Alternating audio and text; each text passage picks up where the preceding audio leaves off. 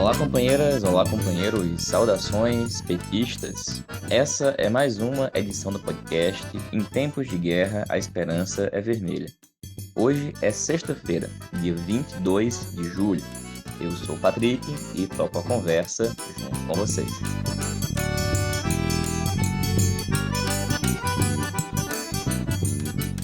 No episódio de hoje, falamos sobre a visita de Lula ao estado de Pernambuco, que ocorreu nos dias 20 e 21 de julho. E ouvimos também os informes sobre a realização do Encontro Nacional de Tática do PT e da Convenção Nacional da Federação Brasil da Esperança, que confirmou a chapa Lula presidente, tendo Alckmin como candidato a vice.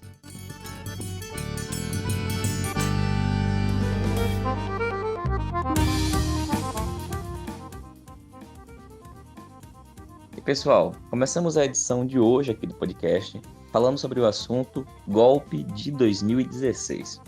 E por quê?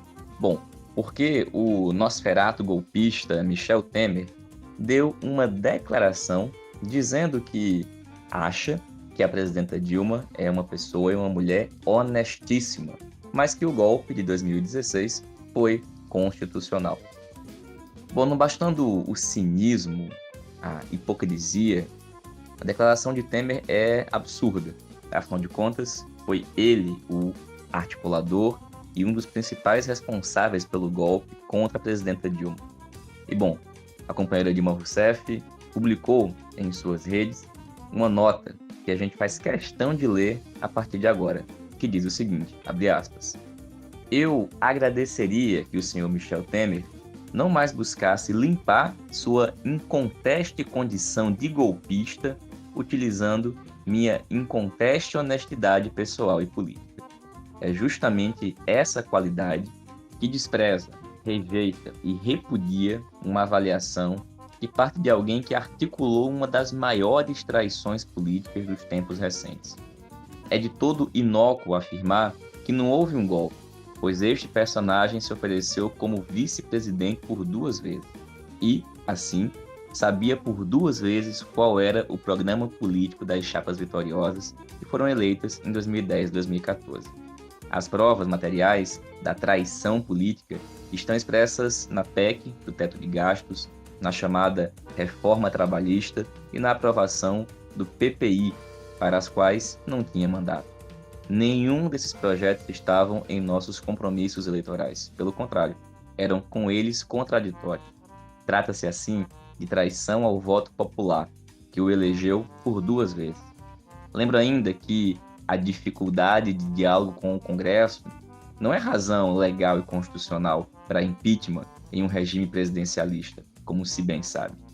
Tal dificuldade era uma integral rejeição às práticas do presidente da Câmara, deputado Eduardo Cunha, criador do Centrão, que queria implantar, com o meu beneplácito, o orçamento secreto, realizado hoje sobre os auspícios de um dos seus mais próximos auxiliares na Câmara Federal.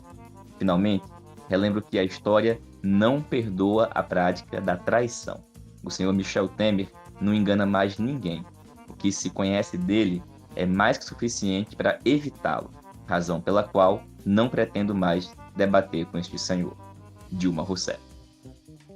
Pois bem, gente, não sei se eu consegui expressar aqui o sentimento que certamente a companheira Dilma colocou em cada uma dessas palavras, que expressa o que cada uma e cada um de nós sente com relação a esse sujeito e com relação a todos aqueles que foram cúmplices e que contribuíram para que houvesse um golpe em 2016.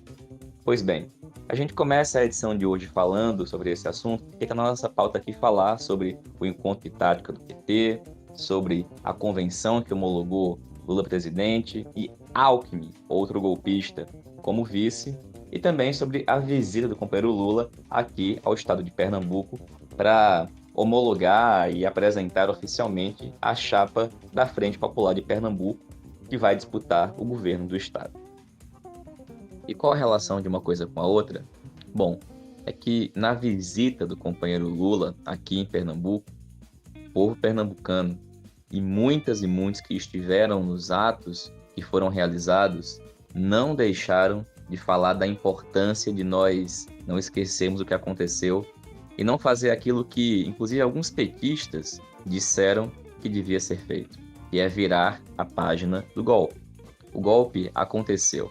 Essa página não vai ser virada enquanto nós não derrotarmos os golpistas e derrotarmos todas as políticas que os golpistas implementaram após o golpe. A visita do companheiro Lula aqui em Pernambuco começou pelo interior do estado. Ele foi lá para Caetés, cidade em que ele nasceu. Lá na cidade, companheiros da FETAP construíram uma réplica da casa em que o Lula nasceu e viveu com Dona Lindu, sua mãe, e com os seus irmãos. Caetés fica pertinho de Garanhuns, e foi lá em Garanhuns que, em seguida, ocorreu um grande ato, o primeiro dos 3 grandes atos ocorridos nos últimos 2 dias. Foi muito importante, um ato que contou com cerca de 10 mil pessoas, talvez inclusive mais gente, de diversas regiões do agreste pernambucano. Depois de Garanhuns, Lula foi para Serra Talhada, na mesma quarta-feira, dia 20, onde ocorreu um segundo ato, também com mais de 10 mil pessoas. A avaliação divulgada é que tinha cerca de 13 mil pessoas presentes no ato, também muito representativo, neste caso, da população do sertão pernambucano. E nesses 2 atos, gente, foi possível, em diversos momentos, perceber manifestações expressivas da militância presente nas atividades, sempre que nós tínhamos a fala ou a participação das figuras ligadas ao PSB, em particular, o governador do estado, Paulo Câmara, e o candidato do PSB ao governo do estado, Danilo Cabral. Por quê? A razão é simples, como a gente já falou aqui no podcast por várias vezes, o PSB, em 2016, contribuiu decisivamente para o golpe de Estado. Eles votaram majoritariamente, e se os votos do PSB não tivessem sido dados daquela forma ao impeachment, o impeachment e o golpe não teriam acontecido. E acontece que o candidato escolhido por eles agora para disputar a eleição pela Frente Popular de Pernambuco, à época era deputado federal eleito, estava afastado na condição de secretário de Estado aqui em Pernambuco e renunciou, se afastou do cargo que ocupava para voltar à Câmara para dar o voto pelo impeachment, portanto, a favor do golpe. E bom, nós não esquecemos disso. Assim como a gente começou falando aqui no começo do podcast, como foi dito pela companheira Dilma Rousseff, são coisas que não podem ser esquecidas. E muita gente não esqueceu, e isso apareceu em Garanhuns, apareceu em Serra Talhada e voltou a aparecer com muita intensidade no ato ocorrido na noite de quinta-feira, no Recife. Na verdade, foi no ato do Recife em que ocorreram as maiores manifestações da militância, relembrando o fato de que o candidato da Frente Popular, em 2016, foi um dos responsáveis pelo golpe contra a presidenta Dilma Rousseff. A gente está falando disso aqui no podcast de hoje porque os atos ocorreram no dia 20 e no dia 21. E é uma situação que certamente vai continuar a aparecer ao longo da campanha. A vinda de Lula aqui em Pernambuco tinha como um dos objetivos pacificar essa situação. Afinal de contas, só em Pernambuco ele tem 3 palanques que o apoiam. Mas a candidatura que o PT está apoiando é a candidatura da Frente Popular. O PT, inclusive, indicou a candidatura ao Senado. Mas os atos de ontem dão um indício, uma pista do que a gente vai enfrentar nessas eleições. E certamente é uma contradição com o qual, ou com a qual, muita gente talvez não consiga lidar. E convenhamos, o Partido dos Trabalhadores discutiu muito pouco com o conjunto da militância do partido, com a base partidária, a tática a ser adotada. E essa certamente é uma das principais razões que levou às manifestações dos últimos 2 dias. Houve muito, ou quase nenhum debate com a base do partido antes da tomada da decisão. Apenas depois da realização do encontro estadual de tática, que aprovou por maioria a composição com o PSB, é que se começaram a realizar plenárias regionais. e algum tipo de discussão com a base do partido, e ainda assim, muito pouco, para apresentar uma decisão tomada com o colégio de delegados que tinham sido eleitos no ano de 2019. Sequer delegados e delegadas novas foram eleitas, e o fato é que as manifestações dos últimos 2 dias, como eu disse, dão um indício do que a gente pode enfrentar ao longo dos próximos dias, semanas e até o dia 2 de outubro. Ainda assim, o fato concreto é que a visita de Lula foi muito importante. Foram, juntando as 3 cidades em que ele realizou o grandes atos, mais de 30, 40 mil pessoas que se mobilizaram com muita animação e muita disposição para eleger Lula, derrotar Bolsonaro, derrotar o bolsonarismo e, pelo que a gente sentiu aqui, fazer uma campanha muito militante na base do partido, mesmo que muitas vezes, em alguns lugares, a direção não tome aquela que poderia ser a melhor decisão.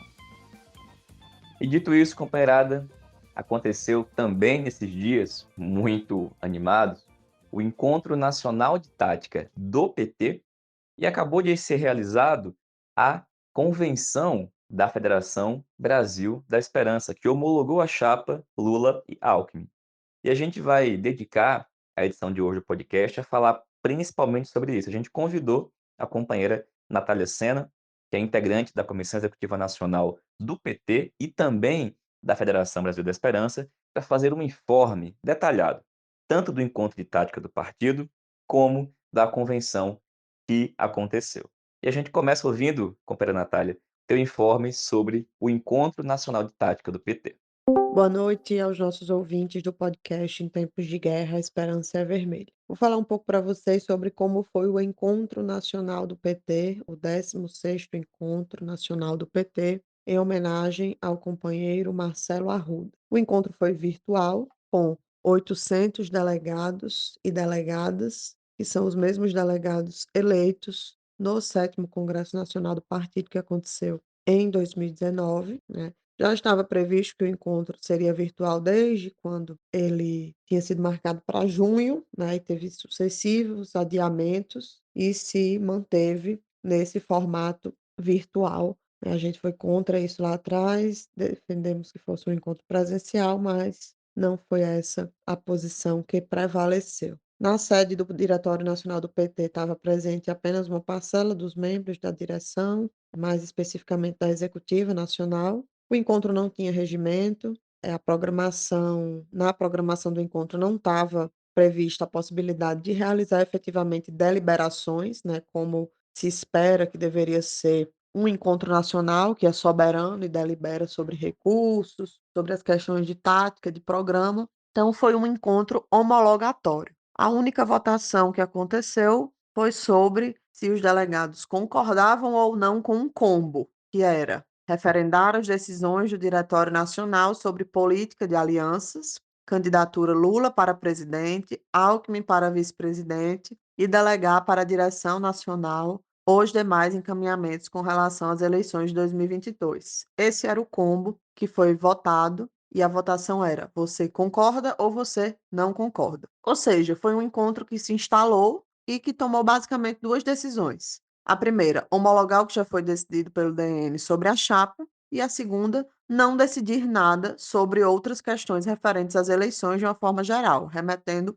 tudo para a direção nacional, né? Na única votação que aconteceu, do ponto de vista do conteúdo, foram tomadas essas duas decisões, né? Que foi homologar o que o DN já decidiu e não decidir nada sobre o resto das questões. Então, foi um encontro pro forma, já estava anunciado que seria assim. Nas semanas anteriores, inclusive, houve quem quisesse ter cancelado o encontro e não ter feito o encontro, fazer apenas a convenção. Confesso que nem sei o que seria melhor ou pior, porque o que efetivamente aconteceu é um precedente muito ruim, né, sobre o tipo de partido que a gente pode virar regra com esse tipo de encontro que não decide nada. Então, enfim, esse é um resumo aí do que efetivamente significou esse encontro. No início, na abertura dos trabalhos, né, a gente fizemos questão de ordem para que fossem garantidos os direitos, tanto de votar em separado sobre presidente e vice, quanto de votar outras questões, como recursos acerca do fundo eleitoral, emendas ao documento de programa,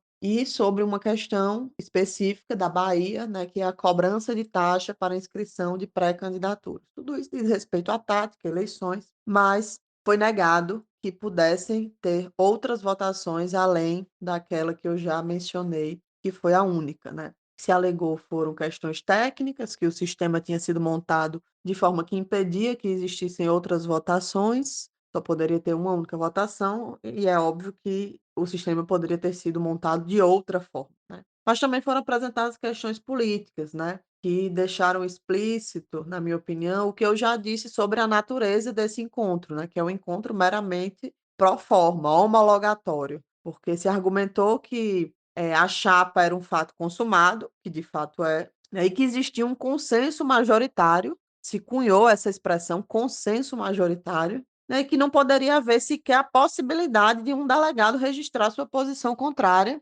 a o que estava sendo colocado, né. Então, é emblemático o nível de autoritarismo que esse tipo de posição revela. E aí, diante de toda essa truculência, a nossa decisão da articulação de esquerda foi por encaminhar um voto contrário. Fizemos declaração de voto, deixando nítido, muito nítido, que se tratava de um registro de posição, para que ficasse registrado na história de que não havia unanimidade em relação à escolha deste vice, né, e deixando muito nítido também que, obviamente, a gente tem total compromisso com a campanha e a candidatura do companheiro Lula, né. Fizemos uma declaração de voto, tanto por escrito quanto de forma oral, afirmando que não concordamos com Alckmin como vice, nem com um encontro homologatório que não delibera sobre questões centrais da tática eleitoral e do programa de governo. Obviamente, o apoio à candidatura Lula para presidente, o que é um consenso no PT. Então, esse foi o textinho que a gente circulou, tanto por escrito quanto verbalmente, acerca da nossa declaração de voto. Sobre o debate de conjuntura, na verdade, efetivamente não foi exatamente um debate, né, o que teve foi uma sequência de falas das tendências que compõem a direção nacional do PT e que, quando foi encerrada a sequência de falas, não abriu a inscrição para os delegados. No debate, eu destaco aqui algumas frases que eu considero emblemáticas, né, que foram ditas nesse debate. A primeira é a afirmação de que a tática é ampla, mas o programa é de esquerda, né. E a gente sabe que até agora isso não passa de proclamação. O programa em si não está aprovado ainda, o que está aprovado são as diretrizes, mas esse debate sobre as diretrizes já deixou nítido que tem um rebaixamento programático em curso, muito avançado, né. Claro que tem quem acredite que seja possível fazer isso e no governo fazer diferente, né, ou que diz que é possível fazer isso e no governo fazer diferente, mas sabe que na verdade isso é uma bravata, né, e que vai cobrar o seu preço lá na frente. Enfim, então essa é uma das ideias que aparecem no debate, meio que uma postura defensiva, né, na minha opinião, que é para explicar essa tática que a gente faz de trazer alguém como Alckmin para junto da nossa chapa, a gente tem que proclamar que o programa é de esquerda. É muito de esquerda, enfim, mesmo que muitos problemas em relação ao debate do programa também existam. Uma segunda afirmação no debate que chama atenção, né, nesse debate de conjuntura feito pelas tendências, é a afirmação de um companheiro que fez uma fala toda pela esquerda e tal, e aí no final ele conclui que a gente precisa aumentar a bancada no Congresso para poder governar pela esquerda, né. Então, o subtexto disso a gente sabe qual é, né, sem maioria parlamentar a gente já vai estar de partida impedidos de tentar governar pela esquerda, né. A gente já viu esse filme, no fundo é a mesma conversa de sempre sobre governo de coalizão, sustentação parlamentar, né, que obviamente a gente sabe que é importante, a gente precisa aumentar nossa bancada, precisa eleger muito parlamentar e ter sustentação parlamentar, né, mas, outras coisas também são muito importantes para a nossa sustentação, como a mobilização popular, e sobre isso, até algo se fala, mas pouco se faz de concreto. Uma terceira frase que essa fala por si só, né, que eu acho emblemática desse debate de conjuntura, é a frase que diz: "Vamos vencer e naturalmente as transformações vão acontecer", né. Então, não precisa nem comentar qual é a ideia que essa frase revela, não sei se é um ato falho ou se é uma coisa mal colocada, mas eu também acho que não deixa de ser revelador que algo assim seja dito no encontro nacional do PT, né? Como se, por si só, vencer as eleições fosse garantir transformações no país, né? Considerando todo o nível de disputa que existe hoje, todo o desmonte que foi feito, enfim, todos os problemas, toda a crise. Então, de certa forma, na minha opinião, subestimar muito o que é que a gente vai encontrar pela frente caso a gente governe. Então, são 3 pontos que eu queria contar aqui, só para ilustrar um pouco o que é que foi essas exposições sobre conjuntura e acerca da nossa posição. Eu acredito que Patrick vai colocar a fala do nosso companheiro Walter Pomar, que foi quem fez a fala de conjuntura representando a articulação de esquerda. Isso aí, Natália. A gente vai escutar agora a intervenção do companheiro Walter Pomar, que falou em nome da tendência petista Articulação de Esquerda. A íntegra do discurso do Walter está publicado, está no site Página 13, mas a gente também passa a escutar a partir de agora. Boa tarde, companheiras, boa tarde, companheiros. Eu falo em nome da tendência petista Articulação de Esquerda. Eu começo reafirmando que no PT os encontros são soberanos. Podem debater e podem votar tudo. Isso era assim até ontem. Mas hoje nós começamos a mudar essa tradição do nosso partido. Afinal, o que nós estamos realizando hoje é um encontro pro forma, onde os delegados e delegadas, além de ouvir discursos, se limitarão a homologar uma resolução já aprovada pelo Diretório Nacional. Nada disso estaria acontecendo se o PT tivesse realizado em tempo hábil um encontro de verdade para decidir a tática eleitoral, as alianças e o programa. Ao tomar essas decisões no DN, nós criamos um fato consumado e convertemos esse nosso encontro num encontro mutilado, sem soberania real. Para piorar, as demais polêmicas serão encaminhadas para uma reunião do Diretório Nacional. Eu lembro que nós fizemos exatamente isso em 2019. O resultado foi que, até hoje, o atual diretório não deliberou sobre as resoluções pendentes do 7º Congresso, motivo pelo qual, até hoje, não foram oficialmente publicadas as resoluções do 7º Congresso Nacional do PT. O que até tem um lado bom. Afinal, as resoluções do 6º Encontro eram muito melhores. O fato desta reunião ser uma forma preocupa muito as pessoas como nós, que acreditam que a eleição de 2022 não está. Bolsonaro não está derrotado, Lula não está eleito. A combinação entre as ameaças de golpe, a escalada de violência, as medidas da PEC do estado de emergência, medidas ilegais que receberam votos da nossa bancada, tudo isso mais a insistência, mesmo que eleitoralmente débil, da chamada terceira via, tudo isso pode levar a disputa presidencial ao segundo turno, e no segundo turno, absolutamente tudo pode acontecer, inclusive nada, como dizia o grande Barão de Itararé. Portanto, a gente vive uma situação que exige mais partido, mais direção coletiva, mais debate político e, acima de tudo, mais luta social. E, infelizmente, não é isso que tem acontecido. E, em parte, não tem acontecido porque uma parcela do partido tem olhos apenas para uma parte da realidade. O fato da nossa candidatura a presidente estar há um ano liderando as pesquisas. Mas não dá atenção devida aos problemas imensos, entre os quais o fato do nosso partido não estar tão bem assim, nem organizativa, nem eleitoralmente. Nesse quesito, a verdade é que nós temos poucas candidaturas a governador, poucas candidaturas ao Senado. Em alguns estados, Rio de Janeiro, vivemos situações esdrúxulas, com o setor do partido abraçado pelo governador Cláudio Castro. A imposição da tática frente amplista deixou muitas sequelas em vários estados, sem falar que, é claro, ainda tem a disputa civilizadíssima e pública que é travando a respeito do fundo eleitoral. Não há como essa situação não se refletir negativamente no desempenho eleitoral de nossos candidatos ao parlamento e, principalmente, se refletir negativamente na nossa capacidade futura de garantir uma governabilidade popular.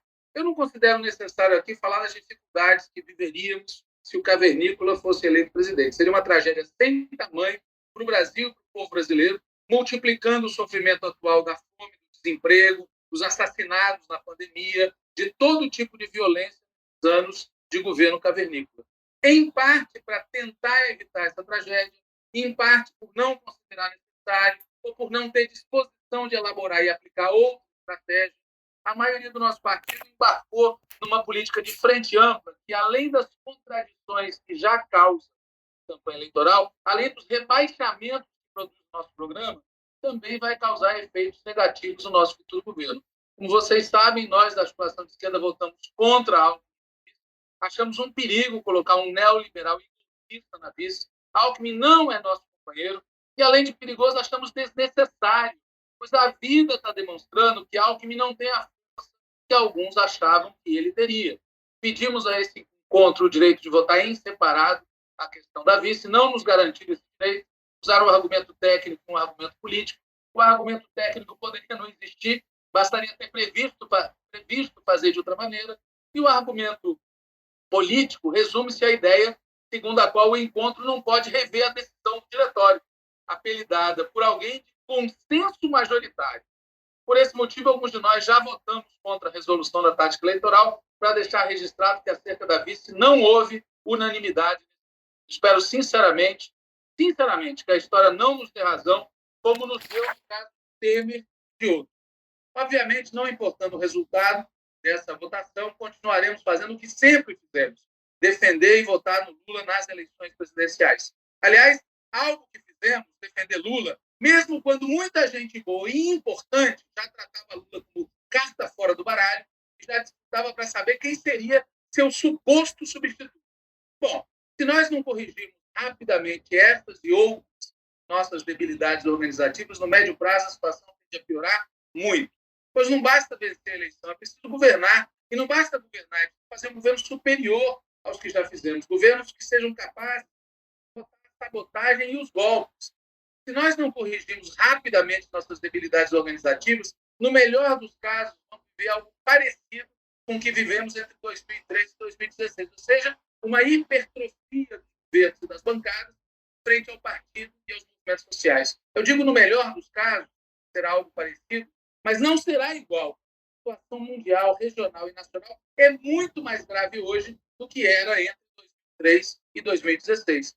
Seja devido à crise do capitalismo, seja devido ao esforço que os Estados Unidos fazem para reverter seu declínio, seja devido à ascensão da China, seja devido ao ascenso da extrema-direita, seja devido à luta e à resistência dos povos e das culturas, a gente vive um momento histórico muito difícil, muito conflituoso. Conforme nós da AE alertamos desde 2015. A gente vive tempos de guerra cultural, guerra de classe, guerra entre Estados. No plano mundial, essa guerra tem um centro inimigo, o governo dos Estados Unidos, atualmente presidido por Biden, que algumas pessoas entre nós achavam que faria uma revolução no capitalismo, havendo até quem dissesse que Lula seria o Biden brasileiro. Para os Estados Unidos, a América Latina e Caribe é um campo de batalha decisivo. As vitórias eleitorais no México, Colômbia, Honduras, Chile, Peru, Bolívia, Argentina e a sobrevivência dos governos liderados pela esquerda em Cuba, Nicarágua, Venezuela, somadas à possível vitória que estão buscando construir no Brasil, vão abrir novamente o caminho para onde vai passar a integração latino-americana e caribenha. Essa integração é condição essencial para garantir nossa soberania frente ao imperialismo norte-americano, assim como para garantir um desenvolvimento econômico associado ao bem-estar da classe trabalhadora da região, combinando tudo isso com uma democracia real dos nossos povos. Tanto, a eleição de Lula presidente será uma derrota estratégica para os Estados Unidos. E, por isso mesmo, não devemos esperar neutralidade, nem muito menos apoio da parte dos Estados Unidos. Mas esse apoio só viria se nós estivéssemos dispostos a dar apoio aos Estados Unidos na batalha mundial que eles travam contra a China. Os governos progressistas e de esquerda, eleitos nesse último período, assim como o nosso, enfrentam dificuldades maiores do que as dificuldades enfrentadas no ciclo anterior, iniciado com as eleições do Chaves, do Lula e do Kirchner. As dificuldades atuais são, em certa medida, maiores porque a situação interna de cada país é pior, porque a situação mundial é mais complicada, porque a extrema-direita está mais radicalizada que antes, mas também porque problemas estratégicos presentes no ciclo anterior de governos e, naquela ocasião, mal resolvidos, seguem presentes e ainda mais impactantes no momento atual. Por exemplo, a Petrobras jogou um papel decisivo no êxito do governo Dilma. Pois bem, para que a Petrobras possa jogar um papel similar no governo Lula, vai ser preciso desprivatizar e reestatizar, revogando e revertendo crimes lesa-pátria, como é dito Temer e Bolsonaro. Isso vale para a Eletrobras, vale para uma série de empresas públicas. Em outras palavras, fazer algo parecido com o que fizemos antes, será preciso muito mais radicalidade. Entretanto, a opção de uma parcela do nosso partido vem sendo de tentar contornar ou desconhecer esse problema. Aliás, parte da esquerda brasileira adota hoje uma linha e um programa que só fariam algum sentido se nós estivéssemos em 2002. É por isso, aliás, que falo em Agem, se o golpe de 2016 não tivesse existido, e como se aquele golpe tivesse comprovado que há problemas não resolvidos na estratégia do partido. Isso sem falar nas tentativas ridículas de negar a participação do Alckmin no golpe contra Dilma. Um dos problemas não resolvidos é como fazer para evitar que a classe dominante use a institucionalidade estatal, não apenas para sabotar, mas inclusive para derrubar governos de esquerda. Nós fomos capazes de vencer 4 eleições seguidas, mas não fomos capazes de evitar um golpe. Solucionar esse problema exige acabar com a tutela das Forças Armadas, acabar com a militarização e violência sistemática dos aparatos de segurança contra os setores populares, acabar com a partidarização do sistema judiciário, acabar com a judicialização da política, fazer uma profunda reforma político-eleitoral, adotar uma política de radical participação popular, acabar com o oligopólio privado da comunicação e, principalmente, ampliar a auto-organização da classe trabalhadora, sem falar na necessidade de uma Assembleia Nacional Constituinte. Logo depois do golpe de 2016 e durante a campanha Lula Livre, um importante setor do partido começou a debater essas questões. Mas desde que nós recuperamos o direito do Lula, esse debate foi deixado de lado em favor da velha teoria, entre aspas, da governabilidade através de alianças com setores de centro e direita. Um dos efeitos práticos disso foi a prioridade concedida por muitos à construção de uma aliança com parte dos golpistas neoliberais de 2016. Outro problema não resolvido é como articular políticas públicas com reformas que alterem as estruturas permanentes da sociedade brasileira.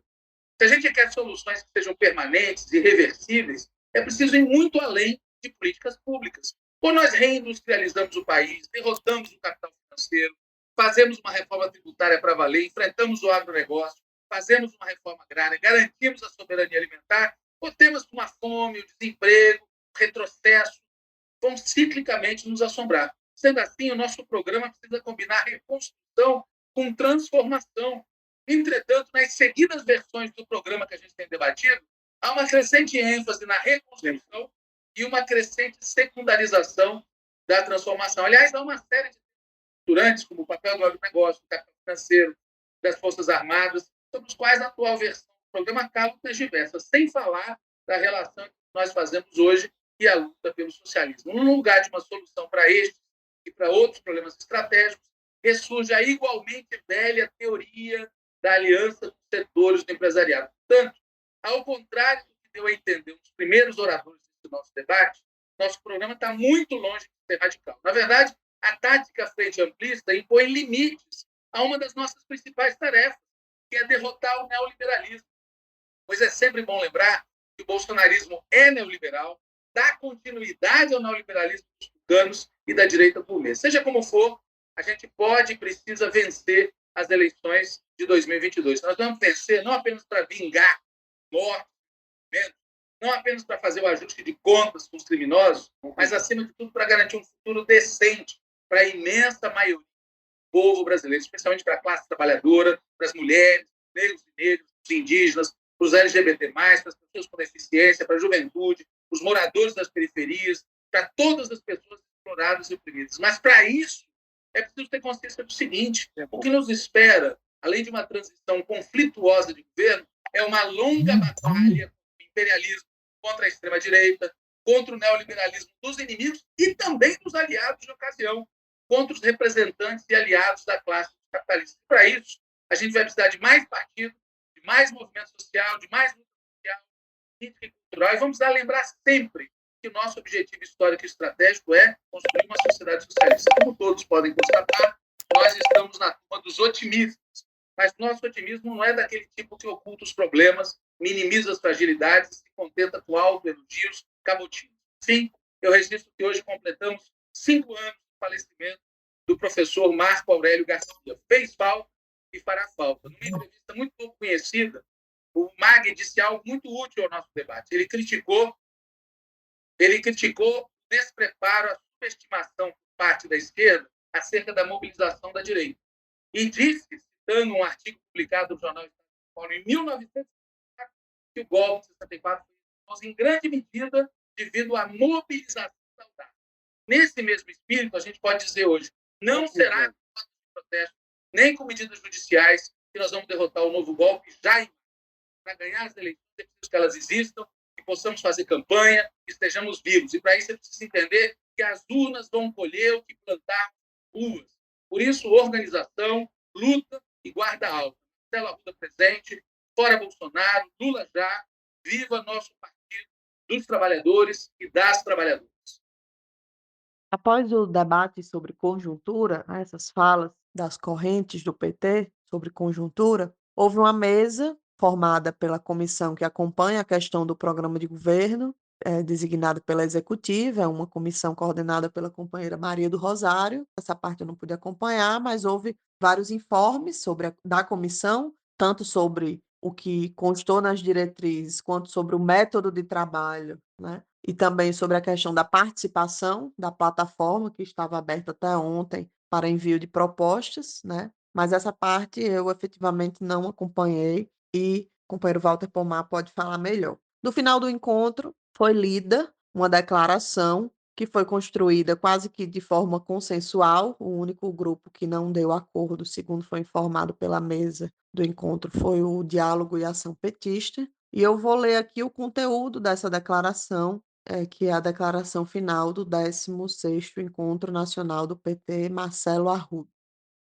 O processo eleitoral de 2022 apresenta-se decisivo para a superação da gravíssima crise social, política e econômica em que o Brasil foi mergulhado pela ação das forças contrárias ao projeto de transformação democrática e socialmente inclusiva do país, inaugurado pela primeira eleição do presidente Lula em outubro de 2002. Por todas as razões, esta é a eleição da esperança do povo brasileiro. O projeto de país com crescimento, distribuição de renda, políticas de bem-estar social, plenas liberdades democráticas e soberania foi interrompido por meio do golpe do impeachment da presidenta Dilma em 2016, que levou ao poder um projeto neoliberal e fez o Brasil retroceder em conquistas sociais, políticas públicas e investimentos do Estado para o crescimento e geração de emprego e renda. A condenação, prisão e cassação da candidatura do presidente Lula, hoje reconhecidas como manifestamente ilegais, levaram ao governo Jair Bolsonaro, que aprofundou o projeto ultraneoliberal, gerou desemprego e pobreza,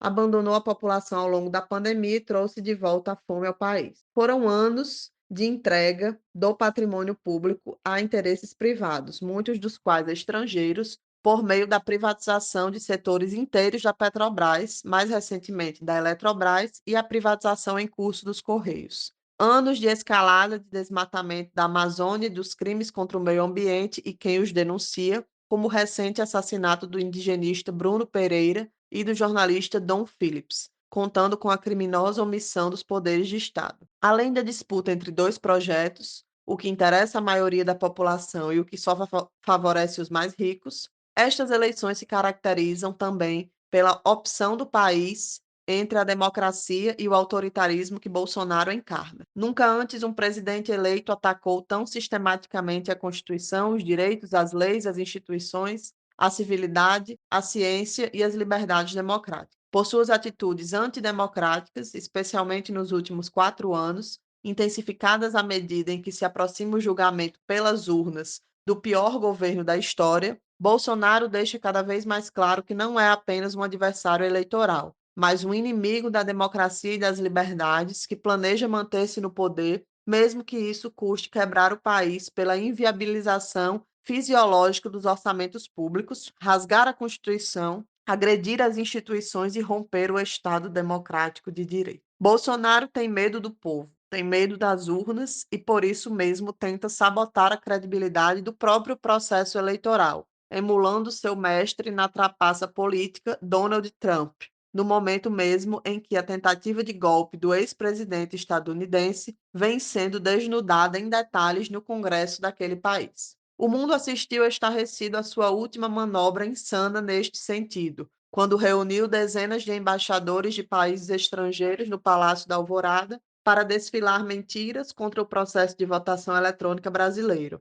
reconhecido mundialmente como confiável, seguro e eficaz, além de ofensas contra ministros dos tribunais superiores e também contra Lula. Esta última sucessão de crimes eleitorais e de responsabilidade, diante dos quais os partidos de oposição, organizações da sociedade e representantes do Ministério Público abriram ações judiciais contra Bolsonaro, veio na sequência de mais um atentado bolsonarista, o assassinato em Foz do Iguaçu do companheiro Marcelo Arruda, a quem reverenciamos neste 16º Encontro Nacional do PT. As armas de Bolsonaro são a mentira e o ódio, a corrupção e a violência, o preconceito e a discriminação. A elas temos de contrapor a verdade, a solidariedade, a democracia e a paz, o respeito aos direitos individuais e coletivos. Temos de contrapor um projeto de reconstrução e transformação do Brasil e torná-lo novamente um país em que o presente, com emprego, renda e oportunidade para todos, volte a projetar um futuro melhor. Chegamos a este 16º Encontro Nacional Marcelo Arruda, tendo já construído uma inédita unidade do campo popular de esquerda e progressista, reunindo 7 partidos, as centrais sindicais e os movimentos sociais. A ampliação da candidatura Lula confirma-se pelas manifestações de apoio de artistas, lideranças e organizações da sociedade, e principalmente nas multidões que cada vez em maior número comparecem aos atos com Lula. Estamos diante da próxima etapa, o início oficial da campanha, em 16 de agosto, com o nosso candidato mantendo há mais de um ano a liderança em todas as pesquisas eleitorais. A liderança de Lula reflete a esperança que ele desperta, porque em nenhum momento nos afastamos da verdadeira agenda do povo: enfrentar o desemprego, o custo de vida, a pobreza e a fome, retomar o crescimento com justiça social, a soberania nacional, os direitos da população e a democracia com organização popular. É com estes compromissos que devemos inaugurar a próxima etapa, determinados a manter e ampliar ainda mais nosso movimento pelo Brasil, conscientes de que enfrentamos um adepto do vale tudo, do uso ilegal e sem limite da máquina pública, que vem amplificando sua indústria de mentiras numa guerra cada vez mais suja para se manter no poder. Nessa disputa por corações e mentes, quanto mais ampla e enraizada for a organização social da campanha, os comitês populares, a mobilização em torno do programa, a ocupação crescente das ruas, maior será a possibilidade de conquistar uma grande vitória sobre o bolsonarismo e o neoliberalismo e fechar o espaço para qualquer tentativa de desrespeitar o resultado das urnas. Aos ataques do bolsonarismo, à escalada de violência política e do discurso de ódio, vamos responder com mais e mais presença de nossas campanhas nas ruas, nas redes e nos comícios de Lula pelo Brasil. Vamos responder com mobilização e com a vitória nas urnas. O Brasil precisa de paz e precisa mudar já. Lula é a esperança do Brasil. Esse foi o conteúdo da declaração política do 16º Encontro Nacional do PT, Marcelo Arruda, que eu acabei de ler para vocês, e esses são os nossos informes sobre o que aconteceu no Encontro Nacional do PT, que se realizou de forma virtual na última quarta-feira, dia 20 de julho de 2022. É isso, um abraço. Bacana, Natália. A gente escutou agora, gente, o informe da companheira Natália sobre o Encontro Nacional de Tática do partido. E agora a gente vai escutar o informe dela sobre a realização da Convenção Nacional, que homologou a chapa do presidente, tendo Geraldo Alckmin como vice. Agora eu informo a vocês o que aconteceu nas 2 convenções realizadas no dia de hoje, dia 21 de julho de 2022. Pela manhã, de forma presencial, no novo Hotel Jaraguá, em São Paulo, aconteceu a Convenção Nacional do PT. Os convencionais foram os membros da Executiva Nacional e a convenção foi um ato formal que homologou as decisões que foram tomadas ontem pelo encontro e anteriormente pelo Diretório Nacional, homologadas pelo encontro, homologou essas decisões que foram tomadas em relação à chapa nacional, ou seja, Lula-Alckmin e a coligação. Sobre os estados, sobre a tática eleitoral nos estados, o que a convenção do PT deliberou foi o seguinte: foi feito 2 listas. Uma lista é a dos estados em que a tática está resolvida, e por isso a convenção do PT liberou para que os estados façam a convenção da federação. E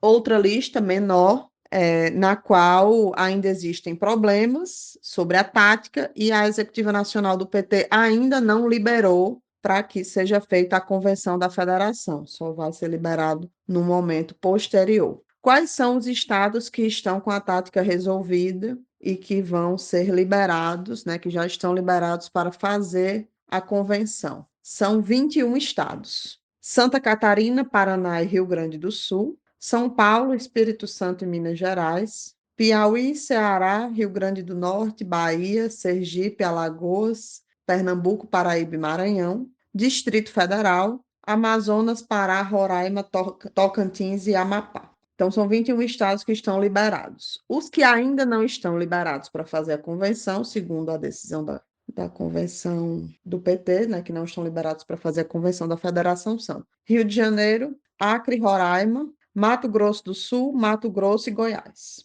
Na próxima semana, depois que vão acontecer reuniões da Executiva Nacional do PT e da Executiva Nacional da Federação, a gente vai tentar fazer aqui no podcast e também no antivírus um panorama geral da situação dos estados, informando no detalhe quem serão as candidaturas, né, quais foram os problemas e quais são as definições finais sobre a tática em cada estado. Mas o que está colocado hoje é 10 candidaturas para o governo no Piauí, no Ceará, no Rio Grande do Norte, na Bahia, em Sergipe, em São Paulo, no Paraná, Santa Catarina, Rio Grande do Sul e Tocantins. Então, são 10, pelo menos, candidaturas próprias, podendo chegar a 12, porque há indefinição ainda no que diz respeito a Goiás e Mato Grosso do Sul.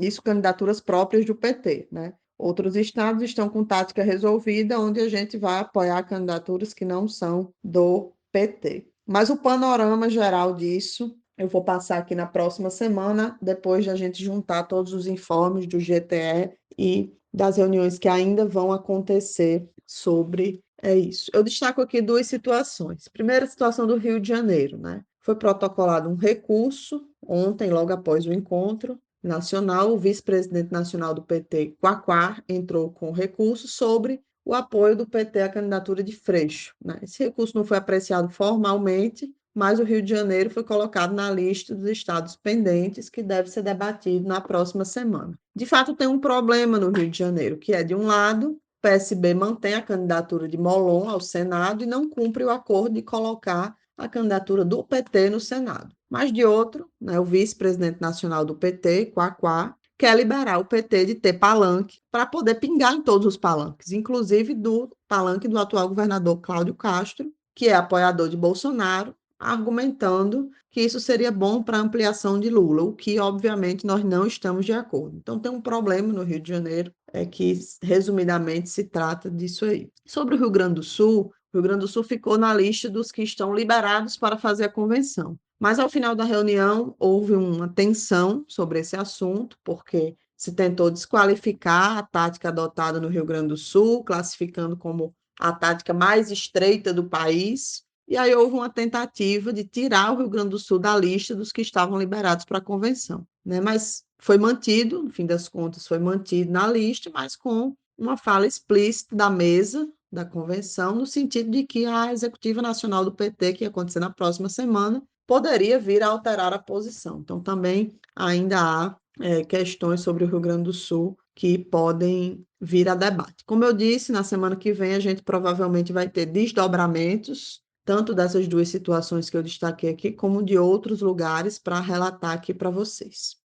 Por fim, sobre a Convenção Nacional da Federação Brasil da Esperança, né, foi outro ato protocolar que aconteceu logo após a Convenção Nacional do Partido dos Trabalhadores. A executiva da federação homologou a chapa Lula e Alckmin, a tática com os 7 partidos na coligação, que são os 3 da nossa federação, PT, PCdoB e PV, os 2 da federação Rede e PSOL, mais PSB e Solidariedade. E tomou a decisão de remeter para a executiva da federação todas as demais questões de tática eleitoral nos estados que ainda estejam pendentes de resolver. Depois da parte protocolar, foram feitas algumas falas sobre conjuntura dos presentes, no geral, falas focadas na preocupação em relação ao golpismo anunciado de Bolsonaro e também medidas que podem e devem ser tomadas pela campanha Lula para enfrentar essa situação. Esse é um resumo do que aconteceu essa semana, né? Encontro Nacional do PT, Convenção Nacional do PT e Convenção Nacional da Federação Brasil da Esperança. Um abraço e até a próxima. Valeu, Natália. Obrigado, companheira. Bom, gente, a gente ouviu aí detalhadamente os informes da companheira Natália sobre a realização do Encontro Nacional de Tática e da convenção que homologou a chapa Lula e Alckmin.